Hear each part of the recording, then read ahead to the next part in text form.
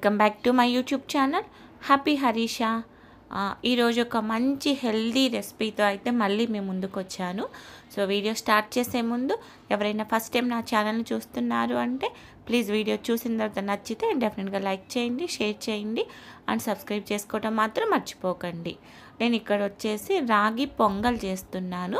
దానికోసం అయితే 1/2 cup to 3/4 cup వరకు ఉన్న రాగుల్ని ఓవర్ నైట్ మంచిగా నీటిలో నానబెట్టుకున్నాను. ఇది నెక్స్ట్ డే మార్నింగ్ మళ్ళీ మనం ఏవైతే నానబెట్టుకున్నామో రాగులు వీటిని శుభ్రంగా కూడా 2 or 3 టైమ్స్ వాటర్తో వాష్ చేసుకొని పక్కన పెట్టేసుకోండి. దాని తర్వాత ఒక కడాయి తీసుకొని మనం పొంగల్ అంటే కంపల్సరీ చాయ్ పెసరపప్పు యూజ్ చేస్తాం కదా, సాయి పెసరపప్పు. సో నేను ఇక్కడ పెసరపప్పు తీసుకున్నాను ఒక 1/2 కప్పు వరకు. దాన్ని అయితే మనం డ్రై రోస్ట్ చేసుకోవాలి. ఫ్లేమ్ ఎప్పుడూ కూడా లోనే ఉంచుకోండి, లేదు అంటే తొందరగా మాడిపోయి స్మెల్ వచ్చే ఛాన్సెస్ ఉంటాయి. కాబట్టి నిదానంగా లో ఫ్లేమ్లో ఉంచుకొని రోస్ట్ చేసుకోండి. ఈ సమ్మర్ అనే కాదు, ఇది ఏ టైంలో తీసుకున్నా ఎప్పుడైనా సరే దీనివల్ల చాలా హెల్త్ బెనిఫిట్స్ ఉంటాయి. నేను మ్యాక్సిమం వీలున్న వరకు బెనిఫిట్స్ కూడా ఇక్కడ చెప్పడానికి ట్రై చేస్తాను. అవి మంచిగా రోస్ట్ అయిన తర్వాత తీసి పక్కన పెట్టేసుకోండి. దాని తర్వాత సేమ్ బాండీలో నేను అరౌండ్ 8 కప్స్ ఆఫ్ వాటర్ తీసుకొని వాటర్ అనేది బాగా మరిగిన తర్వాత మనం ఏదైతే నానబెట్టుకున్నామో రాగులు ఉన్నాయి కదా, ఆ రాగులన్నిటిని యాడ్ చేసి మంచిగా ఉడకనివ్వాలి. సో హెల్త్ బెనిఫిట్స్ అని చెప్పాను కదా, సో ఈ రాగుల్లో కాల్షియం అనేది చాలా ఎక్కువ ఉంటుంది. సో కాల్షియం తీసుకుంటే బోన్స్ స్ట్రాంగ్గా ఉంటాయి అని మన అందరికీ తెలుసు కదా. సో ఎవరికైతే బోన్స్ స్ట్రాంగ్గా ఉండాలి, టీత్ స్ట్రాంగ్గా ఉండాలనుకుంటారు వాళ్ళకి చాలా హెల్ప్ అవుతుంది. అండ్ దీనిలోనే ఫైబర్ చాలా ఎక్కువ పర్సెంటేజ్లో ఉండటం వల్ల మనం ఒక చిన్న కప్పు తీసుకున్నా కూడా ఆ ఫైబర్ వల్ల స్టమక్ అనేది ఫుల్ అయిన ఫీలింగ్ వస్తుంది. అండ్ డైజెస్టివ్ సిస్టమ్ ఏదైతే ఉందో అది బాగా పనిచేయటానికి కూడా హెల్ప్ అవుతుంది.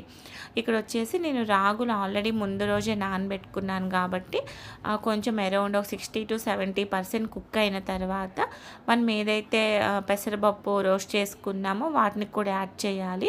పెసరపప్పు అనేది ఈజీగానే మగ్గిపోతుంది, ఉడికిపోతుంది. మీరు ఇలా కాదు అనుకుంటే మీరు దీన్ని కుక్కర్లో కూడా చేసుకోవచ్చు, ఇంకా తొందరగా అయిపోతుంది. అండ్ దాంతోపాటు రాగుల్లో ఐరన్ కూడా పర్సెంటేజ్ ఎక్కువ ఉంటుంది. సో ఈ ఐరన్ వల్ల ఎవరైతే బ్లడ్ డెఫిషియన్సీ, ఐరన్ డెఫిషియన్సీ ఉంటాయి కదా, సో అలాంటి వాళ్ళకు కూడా చాలా హెల్ప్ అవుతుంది. అండ్ రాగుల్లో యాంటీ ఆక్సిడెంట్స్ ఉంటాయి. సో యాంటీ ఆక్సిడెంట్స్ అనేది ఎలా హెల్ప్ చేస్తాయి, ఎలా ఇమ్యూనిటీ సిస్టమ్ హెల్ప్ చేస్తాయి అని చాలామందికి తెలుసు కదా. సో అందుకే ఇలాంటి వాటిని మనం డైట్లో ఇంక్లూడ్ చేసుకున్నాము అంటే ఏదైతే డైలీ బేస్ మీద మనకి న్యూట్రియంట్స్ కావాలో వాటిని హ్యాపీగా మనము రీచ్ అవ్వచ్చు. వీటిని డిన్నర్గా తీసుకోవచ్చు, లంచ్లో తీసుకోవచ్చు, లేదు అంటే మార్నింగ్ బ్రేక్ఫాస్ట్గా కూడా తీసుకోవచ్చు. అండ్ రాగి పొంగలే కాకుండా రాగి దోశ, మనం నార్మల్గా రాగి దోశ, రాగి ఇడ్లీ అట్లాంటివి ప్రిఫర్ చేస్తాం కదా, రాగి జావా, అలా కాకుండా ఒక్కసారి ఇలా ట్రై చేసి చూడండి. డెఫినెట్గా అయితే మీకు అండ్ మీ ఇంట్లో వాళ్ళకి కూడా చాలా టేస్ట్ వైజ్గా నచ్చుతుంది అండ్ హెల్త్ వైజ్గా కూడా చాలా మంచిది. ఓకేనా. అండ్ దీనిలో ఫైబర్ ఉంటుంది అని చెప్పాను కదా, సో ఫైబర్ ఎక్కువ తీసుకోవటం వల్ల వెయిట్ లాస్ అయ్యే ఛాన్సెస్ కూడా ఉంటాయి. సో హ్యాపీగా ఎవరైతే వెయిట్ లాస్ కోసం ట్రై చేస్తున్నారో వాళ్ళు కూడా దీన్ని హ్యాపీగా తీసుకోవచ్చు.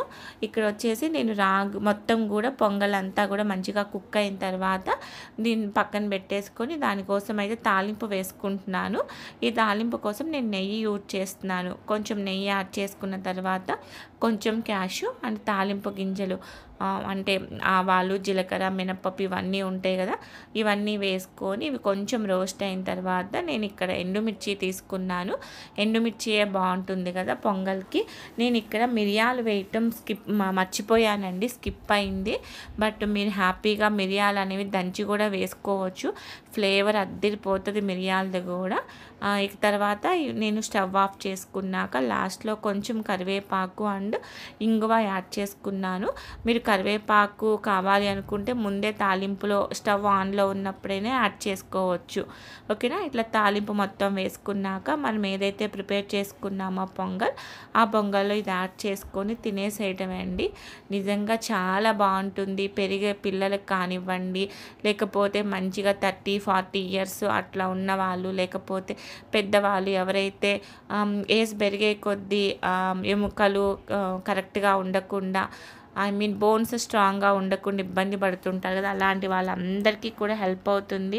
ఈ విధంగా ఒకసారి ట్రై చేయండి. సమ్మర్లో అయితే మంచిగా ఆయిల్ ఫుడ్ అట్లాంటివి తినకుండా మార్నింగ్ బ్రేక్ఫాస్ట్లో దీన్ని ఇంక్లూడ్ చేసుకున్నారంటే మీ ఎనర్జీ లెవెల్స్ అనేవి డే అంతా కూడా మంచిగా మెయింటైన్ అవుతూ ఉంటాయి.